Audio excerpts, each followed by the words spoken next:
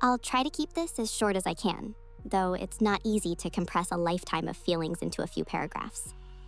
I've had the same tight-knit group of best friends for as long as I can remember. For privacy, I'll call them Beth, Stack, and Gwen. Out of the three of them, Gwen is the only one who's married or even in a long-term relationship. As for me, I've always been the bigger friend. I'm 5'3" and weigh around 260 pounds, and my weight has followed me like a shadow my entire life. Along with it came constant self-esteem issues. I can't count how many times I heard the same line growing up. "You have such a pretty face. If you were smaller, I'd totally date you." That kind of comment sticks with you. I did have a few relationships over the years, but looking back, it was painfully obvious that the guys I dated were embarrassed to be seen with me. They wouldn't hold my hand in public. They never posted pictures of us together. On social media, it was like I didn't exist. Dating apps weren't much better. Most conversations either faded into silence or turned into something I wasn't really looking for. And I'll admit, with a lot of shame, that there were moments when I let myself be treated like I was only good for one thing, because I thought that was all I deserved. Eventually, I stopped replying to most messages altogether. Then, 3 years ago, something unexpected happened. I met my fiancé, Kyle, at one of my nephew's soccer games. He was the coach. After the game, he walked up to me and casually asked if I was ever going to respond to his message. I had no idea what he was talking about until he reminded me that he'd messaged me on Plenty of Fish a week earlier, answering a question I had posted on my profile. That's when it hit me. I did remember his message. I had just been too embarrassed to respond. I awkwardly told him I'd been busy, and instead of brushing it off, he smiled and asked if I had any plans that evening. My sister and my nephew both clearly liked him and had already hinted that I should give him a chance. So despite feeling like he was completely out of my league, I agreed. We exchanged numbers, and just like that, I was going on a date. Kyle is average-sized, in good shape, and confident. To this day, I honestly don't know why he didn't walk away from me during that first date. Before we even finished ordering dinner at a casual Mexican restaurant, my insecurities took over. I convinced myself he must have some hidden motive. So within the first 5 minutes, I blurted out something I still cringed about. "Are you just looking for a hookup because you have a thing for bigger girls?" He didn't get offended. He didn't laugh. He just shook his head and calmly told me the truth. He said he was interested because of what I wrote on my profile. My love for soccer, my favorite wine, the TV shows I enjoyed, and the fact that my photos showed I liked to travel. He said those things told him who I was, not just what I looked like. Kyle carried most of the conversation that night, gently encouraging me to open up and ask questions. Every now and then, he'd lightly touch my hand or throw in a bit of harmless flirting. And instead of feeling judged, for the first time in a long while, I felt seen. Somehow, he asked me out again, and to my surprise, I said yes. The second date felt completely different. I was more relaxed, and for the first time, I let myself believe that maybe this wasn't a setup or a joke. That's when I learned more about Kyle's past. He's a widower. About 10 years earlier, he had lost his wife and their 2-month-old son in a tragic car accident. After that, he tried dating on and off, but nothing ever turned into something serious. He also worked in the same field I earned my degree in, a field I had struggled for years to break into without success. Things moved naturally after that. Within 3 months, we made it official. We were boyfriend and girlfriend. My friends and family were genuinely happy for me. His family welcomed me with open arms too, including his former in-laws, who he still considers family to this day. Everyone was supportive, except Beth. When I told Beth about Kyle, her reaction immediately felt off. She kept asking if I was sure about him. First, she suggested that maybe he was only interested in me for physical reasons, something that hadn't even happened yet. Then, when I explained that, her tone shifted to, well, maybe he just isn't attracted to you. Later, when I mentioned how Kyle would hold my hand in public or gently pull me closer when we were out for drinks and other men walked by, Beth suddenly labeled that behavior as controlling. Eventually, Kyle met all 3 of my best friends. They liked him right away. Even Beth changed her tune and said he seemed like a good one. Not long after that, Kyle helped me land a job at a different company in my field, starting at $70,000 a year plus benefits, after I politely turned down an opportunity to work directly alongside him. I wanted to earn my place on my own. I share all of this for a reason. Since Kyle came into my life, he has shown me nothing but patience, love, respect, and kindness. He never rushed me, never pressured me, and never made me feel like I was less than. Because of him, I slowly started letting go of the insecurities I'd carried for most of my life. When I met him, I weighed over 300 pounds. Today, I'm at 260. And for the first time, that change feels motivated by self-respect, not shame. All of my early fears about being someone's type or a hidden preference completely disappeared. Kyle has shown up for me in every way I could have hoped for, and in ways I didn't even know I needed. A few days ago, Kyle and I hosted a small dinner at our place with Beth, Stack, Gwen, and Gwen's husband, Mike. By this point, Kyle and Mike had become friends, so the 2 of them handled all the cooking, and even the cleanup afterward. Everything was going perfectly. We were all relaxed, sitting out on the back porch, sipping cocktails, and enjoying the evening. That's when Beth decided to speak up. Out of nowhere, in front of everyone, she looked directly at me and asked, "Why do you tolerate that picture of Kyle with his late wife and baby?" I was instantly frozen, completely mortified. Kyle looked hurt, but he kept his composure. I took a breath and explained that it was the only photo he had of the three of them together, and I would never ask him to hide it. That was his wife. That was his child. He loved them. And I also knew, without a doubt, that he loves me. I told Beth she was being incredibly disrespectful and that she needed to call an Uber and leave. It was obvious she'd had too much to drink, and she didn't seem interested in going anywhere. Then she crossed a line I didn't even know existed. She brought up something deeply humiliating that had happened to me with an ex during the lowest point of my life, something I had never told Kyle. She laughed and implied that I had a history of being degraded and controlled, suggesting that I simply went along with things no matter how painful or demeaning they were. The entire porch went silent. Kyle didn't. He completely lost his patience and shouted at her to get out of our house immediately.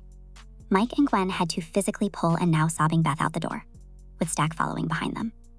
As soon as they left, I broke down.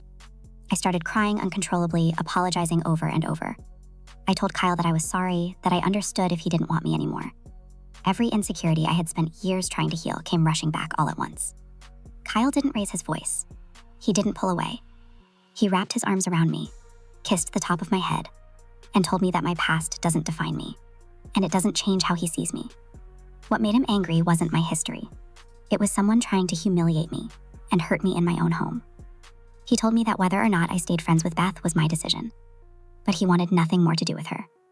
That night, he cleaned up the patio, held me while I cried, and stayed with me until I finally fell asleep in his arms. Today, I finally texted Beth and told her we needed to talk.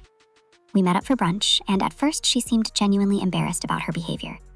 She apologized, but as the conversation went on, I realized something had shifted inside me. I told her, as calmly as I could, that I didn't think I could continue being her friend. That's when everything fell apart. She immediately started blaming Kyle, saying that he was the reason our friendship was ending. She claimed there was something wrong with him for keeping a photo of his late wife and child, and told me I was making a huge mistake by choosing him over her. She said I was throwing away years of friendship for someone who, in her words, wasn't healthy. I didn't argue. I didn't raise my voice. I stood up, paid for my food, and walked out. After that, I spoke with Gwen and Stack. Neither of them wants to be caught in the middle, but they both agreed that Beth was completely out of line. They told me they were genuinely happy that I'd found the love of my life and hoped that someday things might feel normal again. I made it clear that I wouldn't be upset if they continued to spend time with Beth, but I didn't want to be included in anything where she was present. They understood and respected that boundary. Here's where it gets complicated. Beth was my very first friend. She was someone I admired for years. She held me while I cried during one of the most painful moments of my life, when my first boyfriend walked away shortly after my first intimate experience, which later turned out to have been nothing more than a cruel dare. We share a long history, inside jokes, late night talks, memories that still mean something to me. Now I'm wavering. Kyle told me he will support whatever decision I make, but he was very clear about one thing. He does not want Beth in our lives moving forward, aside from possibly attending our wedding if that's something I truly want. And I understand why. I keep telling myself that Beth was drunk that night, but at the same time, those words came from somewhere, and they cut deeper than I want to admit. So now I'm stuck. Do I forgive someone who once meant everything to me, but crossed a line I can't forget? Or do I accept that some friendships don't grow with us and walk away for good? Minor update. I just received a text from Gwen. She told me that both she and Mike have officially cut Beth out of their lives. Apparently, Mike was furious after everything that happened. When Gwen initially suggested trying to maintain some kind of friendship with Beth, Mike strongly pushed back and made it clear he wanted nothing to do with someone capable of behaving that way. Gwen admitted she was wrong for even considering staying friends with Beth and apologized to me for not immediately taking a firmer stance. Hearing that was oddly validating. It didn't fix the hurt, but it confirmed that what happened wasn't just drama or an overreaction. It was a real betrayal that crossed a line. Final update. I stayed up way too late reading and responding to comments, and I just want to say thank you. Truly. The kindness, honesty, and perspective so many of you shared helped me finally see something I had been avoiding for a long time. Beth doesn't actually care about me the way I once believed she did. I'm hurt. I'm sad. I'm angry. And at the same time, I feel a strange sense of pity for the person Beth has become. Somewhere along the way, the Beth I knew as a child disappeared. The 7-year-old girl who stood up for me when other kids made fun of me. The one who shared the snacks her mom packed and sat beside me when I felt invisible. That version of her is gone. And I think it's okay to grieve that loss. I'm not mourning the end of a friendship. I'm mourning the person I thought she still was.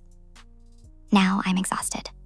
It's time to put my phone down, crawl into bed, and hold on to the man who has shown me what real love, safety, and respect actually look like.